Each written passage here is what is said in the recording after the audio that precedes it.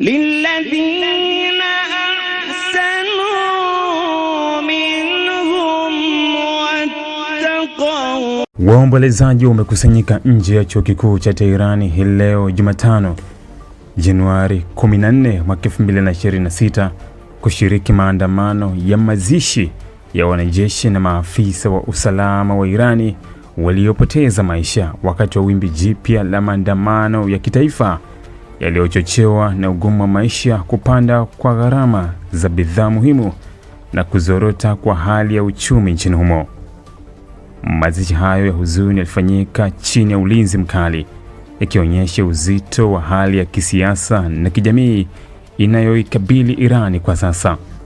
Maelfu ya watu walijitokeza katika eneo la chuo hicho wakiwa wamebeba mabango, picha za marehemu na bendera za taifa, huku wakitoa heshima zao za mwisho kwa waliopoteza maisha yao katika machafuko ya hivi karibuni.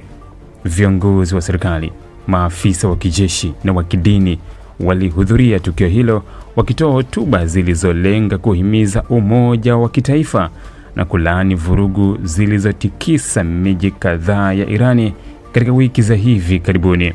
Mazishi hayo yanakuja wakati Irani ikiendelea kukabiliwa na maandamano makubwa yaliyosambaa katika maeneo mbalimbali ya nchi tangu mwezi Disemba, ambapo wananchi wamekuwa wakilalamikia kupanda kwa bei ya vyakula, mafuta, kodi ya nyumba pamoja na ukosefu wa ajira. Katika baadhi ya maeneo, maandamano hayo yaligeuka kuwa makabiliano makali kati ya waandamanaji na vikosi vya usalama, hali iliyoripotiwa kusababisha vifo vya raia na wanajeshi pamoja na majeruhi wengi.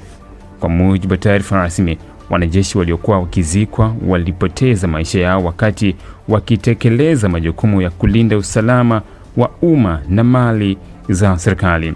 Irani imekuwa ikisisitiza kuwa maandamano hayo yamechochewa na makundi ya nje na maadui wa taifa, madai ambayo yamekanushwa na waandamanaji wanaodai kuwa hasira yao inatokana moja kwa moja na hali ngumu ya maisha na kukosa uwajibikaji wa viongozi.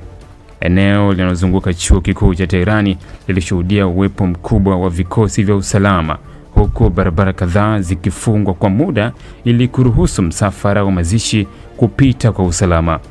Hali ilikuwa ya utulivu wakati wa tukio hilo, ingawa mvutano ulionekana wazi kutokana na hali ya kisiasa inayoendelea kushika kasi nchini.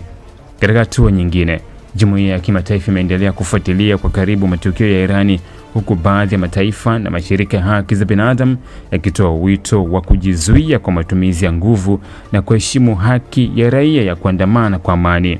Hata hivyo, viongozi wa Irani wameapa kuchukua hatua kali dhidi ya yeyote atakayevuruga usalama wa nchi.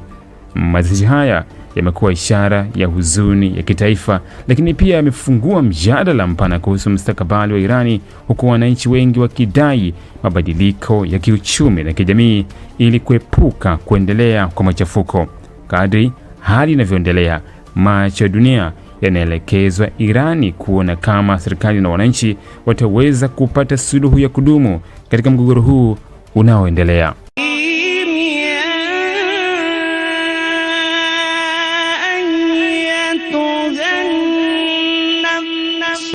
النفس المطمئنة